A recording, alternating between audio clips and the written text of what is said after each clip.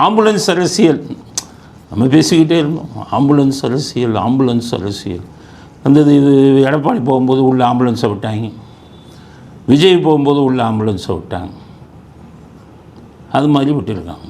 அது நமக்கு இப்படிடா அந்த ஆம்புலன்ஸ் வந்ததுன்னா அப்புறமா தான் தெரிஞ்சுது. இந்த திமுககாரன் பூரா விஜய் மீட்டிங்கில் நீயும் போடான்ட்டார் ஸ்டாலின், எடப்பாடி மீட்டிங்லேயும் ஊர்வலத்துலேயும் நீ போடான்ட்டார். போகிறான்ட்டு என்ன பண்ணுறாரு, அங்கே இருந்துக்கிட்டே ஆம்புலன்ஸுக்கு ஃபோன் பண்ணுங்கடான்னு. ஆம்புலன்ஸுக்கு ஃபோன் பண்ணி ஆம்புலன்ஸ்காரங்க கேட்டாங்கன்னா, அட்ரஸ் கேட்டாங்கன்னா, ஊர்வலம் எங்கே இருக்கோ அந்த கிட்டக்க அட்ரஸை கொடுன்ட்டார். இப்படித்தான் ஆம்புலன்ஸ் எல்லாம் உள்ளே வந்துருக்கு. அதனால் எல்லாருமே இது பண்ணாங்க. உதயநிதி கதை சொன்னார், ஆம்புலன்ஸ் இதெல்லாம் அவங்க எல்லாம் நாங்கள் ஆம்புலன்ஸை விடலை, நாங்கள் யாரும் நம்ப தயாராக. அதனால் ஒரு ஸ்டாலின் உதயநிதி வச்சு நீ ஒரு நாடகம் போடியான்னாரு. என்னென்னா உதயநிதி ஒரு மீட்டிங் போயிருக்கார் உதயநிதி தலைமையில். அந்த மீட்டிங்கில் பார்த்திங்கன்னா ஸ்டாலின் சொல்லியிருக்காரு, நம்ம ஆளுங்களை விட்டு நீங்களே ஆம்புலன்ஸுக்கு ஃபோன் பண்ணுங்கள், நம்ம கூட்டத்திலேயும் ஆம்புலன்ஸ் வரட்டும், அப்போ தான் மக்கள் நம்புவாங்க. கருணாநிதி புத்தி அப்படியே இருக்கும், அப்பாவுக்கும் பையனுக்கும் அப்படியே இருக்கும். அதனால் இவங்களே ரெடி பண்ணி ஆம்புலன்ஸுக்கு இவங்களே ஃபோன் பண்ண உடனே இவங்க கூட்டத்திலே ஆம்புலன்ஸ் வந்துடுச்சு. உடனே என்ன சொல்கிறாங்க பாருங்களேன், எங்கள் கூட்டத்திலே ஆம்புலன்ஸ் வந்துடுச்சுங்க, நாங்களாக விஜய்க்கு ஆம்புலன்ஸை விட்டோம், எடப்பாடிக்கு நாங்களாக விட்டோம் அப்படின்னு ஊரை ஏமாத்துறதுக்காக இவங்களே ஆம்புலன்ஸை வர வச்சு அதுக்கு கூட்டம்லாம் அப்படி ஒதுங்குற மாதிரி வீடியோ, அந்த வீடியோவை பாருங்கள்.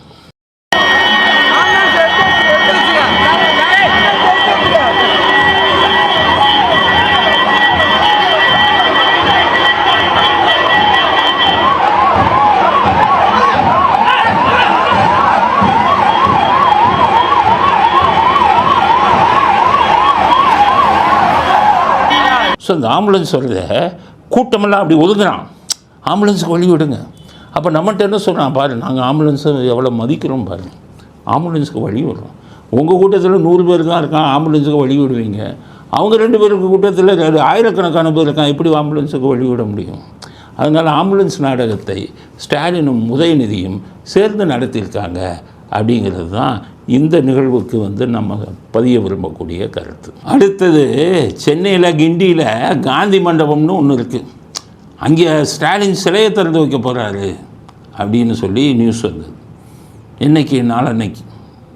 அப்போ நாங்கள் என்ன நினச்சோம், ராமசாமி சிலையை திறந்து வைப்பார், இல்லைன்னா அவங்க அப்பா சிலையை திறந்து வைப்பார். இவங்க 2 பேர் தானே அவங்களுக்கு மனுஷனாக தெரியும், மற்றவங்கெல்லாம் மனுஷனாக தெரியல. அதனால் அப்படின்னு நினச்சிக்கிட்டு இருந்தால் ஸ்டாலின் ஒரு பெரிய சர்ப்ரைஸ் கொடுத்துட்டார் நம்மளெல்லாம், அதிசயப்பட வச்சுட்டார். அப்போ ராமசாமி சிலையும் இல்லை, கருணாநிதி சிலையும் இல்லை காந்தி மண்டபத்து உள்ள. ஒருவேளை காந்தி மண்டபத்து உள்ளே இருக்கிறதுக்கு இவங்க 2 பேர்த்துக்கு தகுதி இல்லை அப்படிங்கிறதுக்காக வச்சுருக்கணும். ஏன்னா காந்தியை அவமதித்து பேசுகிறவர் தான் கருணாநிதி. அதனால தான் இதில் பாண்டிச்சேரியில் போட்டவரை அடித்து பணமாக 2 நாள் நினைவே இல்லாமல் இருந்தார், காந்தியை அசிங்கமாக பேசினாருன்னு. அவர் தான் இவர் தெரியுமில்ல ராமசாமி, காந்தியை பார்ப்பனர் அப்படின்னு எல்லாம் பேசினார். அதனால் அதுக்குள்ளே செலவைக்கிறதுக்கு நம்ம ஆளுங்க 2 பேர்த்துக்கு தகுதி இல்லைன்ட்டு வீரமங்கை வேலுநாச்சியார் சிலையை திறந்து வைக்கிறார். வேலுநாச்சியார் மேலே இவருக்கு என்னப்பா அந்தளவுக்கு பற்று, அந்தளவுக்கு. ஏன்னா வேலுநாச்சியார் அவங்க எப்படின்னா குரில்லா போர் நடத்தி வெள்ளையனை எதிர்த்து சண்டை போட்டாங்க.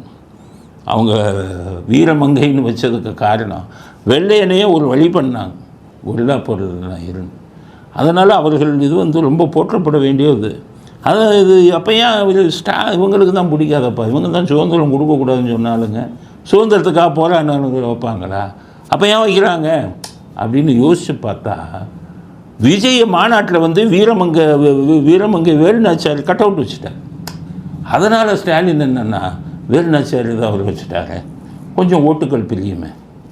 ஏன்னா ஒவ்வொரு தலைவருக்கும் ஒரு ஜாதி இது இருக்குல்ல அடையாளம். அதனால் வேலுநாச்சியார் சம்மந்தப்பட்ட முக்குளத்தூர் இவருக்கு போட்டோம், விஜய்க்கு போட்டுருவாங்களே, அதனால் வீரமங்கை வேலுநாச்சியாரை நம்மளும் தலையில் தூக்கி வைப்போம் அப்படின்னு சொல்லி அதுக்காக அரசியல் லாபத்திற்காக வீரமங்கை வேலுநாச்சியார் இதை திறந்து வச்சுக்கிறாராம். நான் என்ன சொல்லுவேன், அவருக்கு உங்களுக்கு தான் நாட்டுப்பற்றே கிடையாது. இப்போ எடப்பாடி போனது கூட அமித்ஷாட்ட போய் பசும்பொன் முத்துராமலிங்கத்தவருக்கு பாரத ரத்னா விருது கொடுக்கணுங்கன்னு சொன்னோம். அவர் அவர் சுதந்திர போராட்டத்தில் இருந்து நிறைய ஜெயிலுக்கெல்லாம் போனதுனால சொல்லியிருக்கார், நீங்கள் ஊர் ஜன பணத்தை கொள்ளையடித்த உங்கள் அப்பாவுக்கு போய் இது கொடுக்கணும், பாரத ரத்னா கொடுக்கணும்னு சொல்லிக்கிட்டு இருக்கிறார். உங்களுக்கெல்லாம் சுதந்திர போராட்டத்தில் தியாகம் பண்ணவங்களுக்கு மதிக்கக்கூடிய ஒரு மனப்பான்மை இருக்கா? சுதந்திர தினத்தன்னைக்கு கருப்பு கொடியேற்றின பரம்பரையில் ஆளுங்க நீங்கள். வெள்ளைக்காரனுக்கு கூஜா தூக்குன துரோக இதில் வந்தவங்க, அந்த துரோக பட்டியலில் வந்தவங்க நீங்கள். உங்களுக்கெல்லாம் ஓட்டுக்காகத்தான் நீங்கள் பண்ணுவீங்களே ஒழிய உண்மையான நாட்டுப்பற்று என்பது திராவிட மாடலுக்கு என்றுமே இருந்ததில்லை. அதனால் வேலு நாச்சியாரின் சிலையை திறந்து வைப்பது ஸ்டாலின் நடத்தும் நாடகம். நாட்டுப்பற்றின் அடிப்படையில் அவர் அதை திறந்து வைக்கவில்லை.